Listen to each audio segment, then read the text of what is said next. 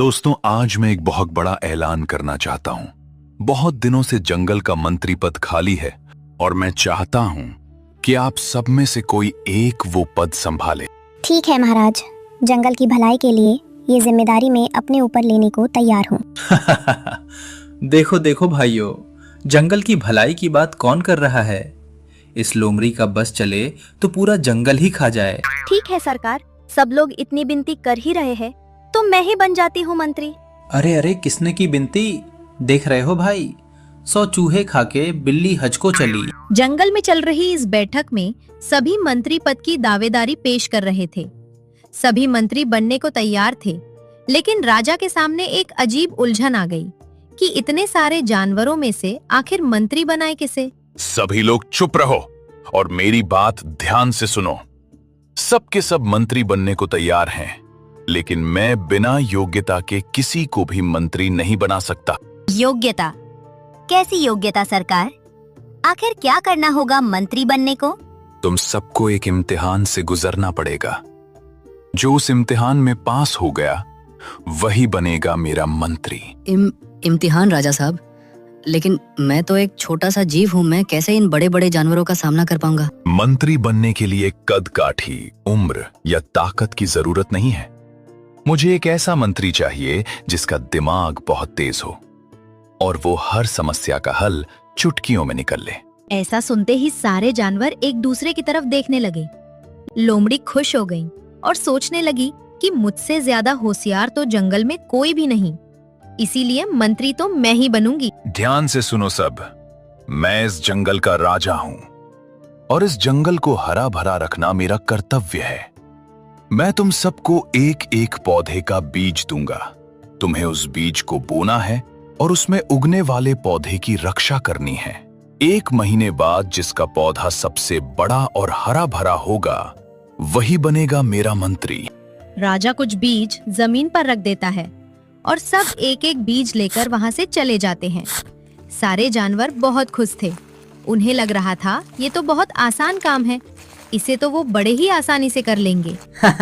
इतना छोटा सा काम, ये तो मेरे बाएं हाथ का खेल है। खेती किसानी तो मेरे खून में है। मेरे होते हुए कोई और मंत्री बन जाए, ऐसा हो ही नहीं सकता। वैसे भी पौधा उगाने में क्या ही बड़ी बात है। ये राजा भी कितना मूर्ख है, मंत्री बनने के लिए इतना छोटा सा काम। ये तो मैं चुटकियों में कर दूंगी। अब आएगा ना मजा, जब पूरे जंगल में खबर फैलेगी कि एक सियार बना मंत्री, तब मिलेगा सियारों को सम्मान।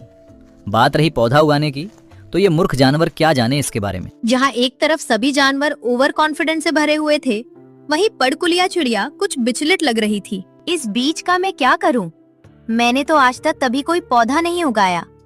एक काम करती हूँ, बदोबती बहन के पास चलती हूँ, उनको जरूर पता होगा। पड़कुलिया चिड़िया बीज को चोंच में फंसाकर सीधे बदोबती चिड़िया के घर पहुंचती है। वहां पहुंचकर वो बदोबती को जंगल की पूरी बात बताती है। बदोबती बहन, आप ही बताओ, मैं इस बीज का क्या करूं? मुझे तो पौधा उगाना भी नहीं आता। तू चिंता क्यों करती है बहन, मैं सिखाऊंगी तुझे। मुझे मेरी दादी ने बचपन में ये सब सिखा दिया था। जंगल के कोने में भोंदू और दगड़ू दोनों बैठे बैठे एक दूसरे से बात कर रहे थे। तभी भोंदू बोला, दगड़ू भाई एक बात बताओ, हम तो सिर्फ खोदने में माहिर है, उसके आगे क्या करना है इस बीज का? अरे भोंदू, तुम हमेशा भोंदू ही रहोगे। हम सबको जाकर चुपके से देखेंगे, कोई ना कोई आइडिया तो मिल ही जाएगा। सबसे पहले भोंदू और दगड़ू कल्लो बिल्ली के घर के पास जाकर छुप जाते हैं और कल्लो पर नजर रखते हैं। मेरा मंत्री बनना तो तय है। इस बीज को मिट्टी में गाड़ दूंगी और पास के झरने का पानी इसमें जाएगा तो मेरा पौधा बड़ा भी होगा और हरा भरा भी। ये मूर्ख जानवर उस सूखी जमीन पर बीज लिए फिर रहे हैं। अब इन्हें कौन समझाए, मूर्ख कहीं के। भोंदू और दगड़ू कल्लो की सारी बात सुन लेते हैं। फिर वो सीधा बोला भालू के घर के पास छिप जाते हैं। बीज को गड्ढा करके गाड़ दिया है, बस बीच बीच में थोड़ा पानी दे दूंगा, तब तक मौज लो। वहाँ सियाने सियार को चंदू चीते के पास देखकर दोनों हैरान रह जाते हैं और छिपकर उनकी बात सुनते हैं। बताओ सियाने सियार, कैसे आना हुआ तुम्हारा?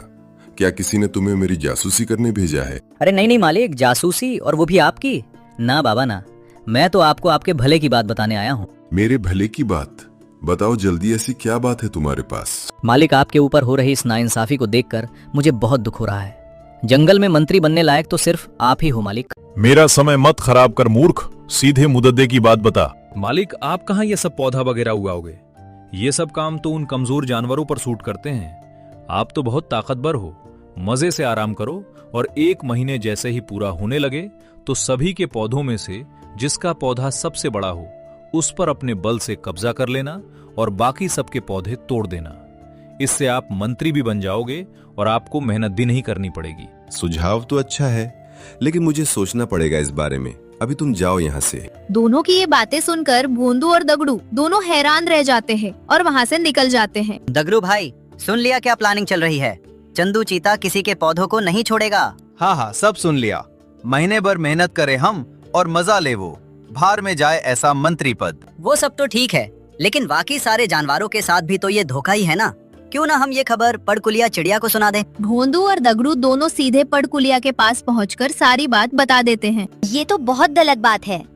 ऐसे तो कोई और मंत्री बन ही नहीं पाएगा। मैं भी मंत्री बनने का ख्वाब भूल जाती हूँ।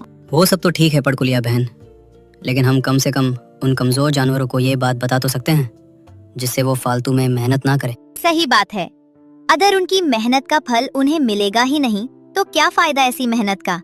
सबको बता दूंगी मैं। जहाँ एक तरफ पड़कुलिया परेशान थी, वहीं दूसरी तरफ सियाना सियार कुछ अलग ही योजना बना रहा था। ये हुई ना बात, सांप भी मर जाएगा और लाठी भी नहीं टूटेगी। चंदू चीता सबके पौधे तोड़ देगा, इसका मतलब सबका नंबर तो कट। और रही बात चंदू चीते की, तो उसकी सच्चाई मैं पहले ही राजा को बता दूंगा। फिर बचा कौन? मैं। पूरे जंगल में सम्मान से नाम लिया जाएगा मेरा। जय हो सियार मंत्री जी।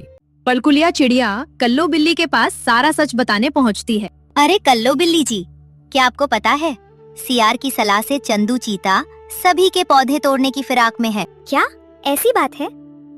मुझे इससे क्या मतलब? इस सब से मेरे अंदर तो कोई लालसा है ही नहीं मंत्री बनने की। ओह अच्छा, अगर आपको मंत्री नहीं बनना तब तो कोई बात ही नहीं। ठीक है, फिर मैं चलती हूँ। ये मूर्ख चिड़िया मुझको बताने आई है। इसको क्या पता कि मैं तो खुद किसी का पौधा चुराने वाली हूँ। पड़कुलिया चिड़िया सभी जानवरों को सचेत करने के बाद बदोबती के पास पहुंचती है और उसे सारी सच्चाई बताती है। अरे बहन, तू इतनी जल्दी हिम्मत क्यों हार गई? तूने सभी जानवरों को सच बताकर अपना कर्तव्य पूरा कर लिया, लेकिन किसी के डर से तू पीछे क्यों हट रही है? मैं चाहती हूँ तू पौधा उगा, बाद में जो होगा वो देखा जाएगा। बदोबती की बात से पड़कुलिया को थोड़ी हिम्मत मिलती है और वो फैसला करती है। सच कह रही हो तुम बदोबती बहन, मुझे हिम्मत नहीं हारनी चाहिए। मैं पौधा उगाऊंगी, परिणाम चाहे जो हो। पूरे जंगल में ये सब चल रहा था, लेकिन चालक लोमड़ी बहुत चिंता में खोई हुई थी। मुझे सब पर नजर रखनी होगी। चंदू चीता सबके पौधे तोड़ देगा, सिर्फ एक पौधा छोड़कर, जो सबसे बड़ा और हरा भरा होगा। मुझे उससे पहले वो पौधा चुराना पड़ेगा। लेकिन वो पौधा है किसका, ये तो पता लगाना पड़ेगा पहले। जंगल की इस उथल पुथल में पूरा महीना बीत जाता है। फैसले से एक दिन पहले सभी जानवर अपना और एक दूसरे का पौधा चेक करते हैं। भोला भालू जब लौटकर वहाँ जाता है जहाँ उसने बीज गाड़ा था, वहाँ पहुँचते ही वो देखता है उस जगह कोई पौधा नहीं उगा। जब वो जमीन खोदकर देखता है तो वो बीज वैसे का वैसा जमीन से निकल आता है। अरे अब मैं क्या करूं? कल राजा साहब के पास पौधा लेकर जाना है और ये बीज तो उगा ही नहीं।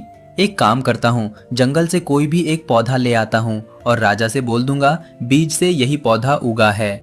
भालू जंगल के पास से एक पौधा उठा लाता है और उसे रखकर चैन से सो जाता है। पीछे से चालाक लोमड़ी आती है और भालू को सोता देख उसका पौधा चुरा के ले जाती है। पड़कुलिया चिड़िया का भी पौधा नहीं उगता है। वो बीज को देखकर मायूस हो जाती है। मेरी इतनी मेहनत के बाद भी ये पौधा नहीं उगा। कोई बात नहीं, शायद मंत्री बनना मेरी किस्मत में ही ना हो। वहाँ कल्लो बिल्ली के बीज से भी पौधा नहीं उगता है, इसीलिए वो पास के घर से एक पौधा चुरा लाती है। अब आएगा ना मजा। राजा को क्या पता ये पौधा बीज से उगा है या चुराया हुआ है। कल्लो पौधा छोड़कर खाने की तलाश में जाती है। इसका मौका पाकर सियार पौधा चुरा लाता है। सियार पौधे को चुराकर बहुत खुश होते हुए आ रहा होता है। तभी उसे रास्ते में चंदू चीता मिल जाता है। क्यों वे सियार के बच्चे, ये पौधा कहाँ ले जा रहा है? ये पौधा मुझे दे। तेरा पौधा तो बहुत बड़ा और हरा भरा है। मजा आ गया। इस तरह से चीता सियार से पौधा छिना लेता है और सियार वहाँ से दुखी होकर चला जाता है। अब सबसे अंत में पौधा सिर्फ 2 जानवरों के पास होता है, एक तो चालक लोमड़ी जो भालू का पौधा चुरा लाती है और दूसरा चीता जो सियार से पौधा छिना लेता है। एक तरफ भालू जो जागते ही अपने पौधे को न पाकर दुखी हो जाता है, वहाँ कल्लो भी जब लौटकर आती है उसे उसका पौधा नहीं मिलता। आज फैसले का दिन है। सभी जानवर राजा शेरू के दरबार में पहुंचते हैं, ये देखने की मंत्री कौन बनेगा। चीता बहुत खुश था क्योंकि उसके पास पौधा था और लोमड़ी भी पौधे की अकर में बैठी थी। पड़कुलिया चोंच में बीज दबाए बैठी थी और बाकी सब मुंह लटकाए हुए। आज 1 महीना पूरा हो गया, सब लोग आ गए क्या? अब सबसे पहले एक एक करके ये बताओ किसने कैसे पौधा उगाया। सबसे पहले दगड़ू बोलता है। राजा साहब, हम तो नन्हे से जीव हैं। हमने बहुत प्रयास किया लेकिन हम पौधा नहीं उगा पाए। फिर भालू बोलता है। भालू ने अपनी इज्जत बचाने के लिए थोड़ा झूठ बोल दिया। राजा साहब, मैंने सोचा मैं मंत्री बनके क्या करूँगा, इन छोटे जीवों को भी मौका मिलना चाहिए। अब पड़कुलिया बोलती है। राजा साहब, मैंने तो बहुत प्रयास किया पौधा उगाने का, लेकिन मुझसे हो न सका। शायद मैंने कोई न कोई गलती कर दी पौधा उगाने में। तभी कल्लो बिल्ली बोली। राजा साहब, मैंने तो बड़ी मेहनत से एक बहुत बड़ा और हरा भरा पौधा उगाया था, लेकिन जाने कौन सा चोर उसे चुरा कर ले गया। फिर सियार सच बताना तो चाहता था, लेकिन सामने चीते के डर से सच बोल नहीं पाया, इसीलिए उसने खुद को महान दिखाने की नौटंकी की। राजा साहब, मैं क्या बताऊं आपको, मेरा पौधा तो सबसे बड़ा और हरा भरा था, लेकिन रास्ते में एक भूखी बकरी मिली। मुझसे उसकी तड़प देखी नहीं गई, इसीलिए मैंने अपना पौधा उस बकरी को खिला दिया। मेरा तो दिल ही कुछ ऐसा है। लोमड़ी और चंदू चीता, तुम दोनों की क्या कहानी है? तुम्हारे पौधे तो बहुत बड़े हैं। जी हाँ महाराज, मैंने अपना पौधा बहुत मेहनत करके उगाया है। ये सब मेरी मेहनत का ही फल है जो मेरा पौधा इतना बड़ा और हरा भरा है। सबसे ज्यादा मेहनत तो मैंने की है राज साहब। इस पौधे की देख रेख के लिए मैं 1 महीने से नहीं सोई। मैंने दिन रात एक कर दिए, खुद भूखी रही, लेकिन इस पौधे को पानी दिया, तब जाके मेरा पौधा सबसे बड़ा और हरा है। ये सुनते ही राजा शेरू साहसी जोर जोर से हंसने लगे।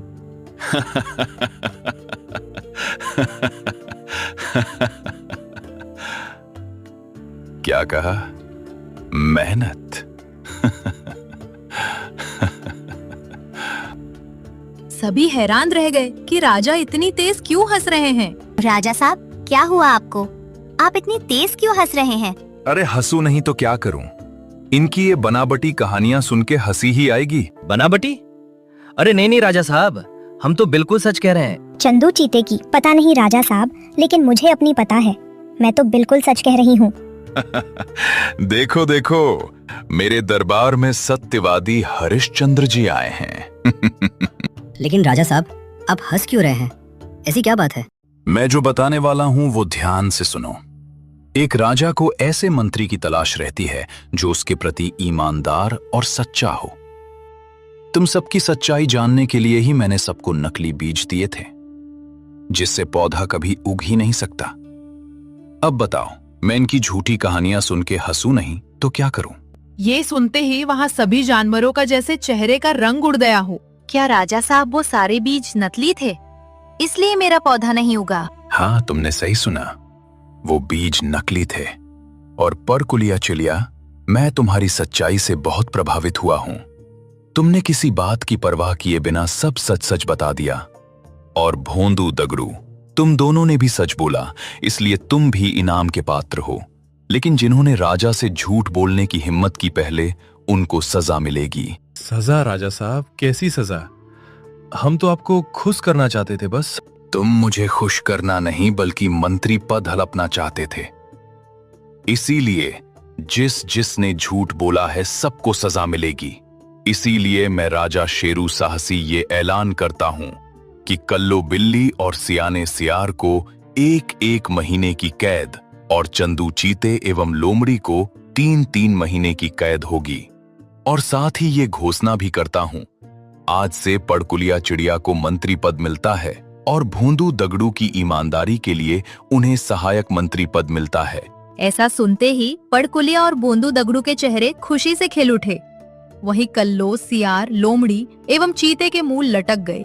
सच की हमेशा जीत होती है, इसीलिए कभी झूठ का सहारा नहीं लेना चाहिए। ना ही लोभ में पड़कर गलत रास्ते पर जाना चाहिए।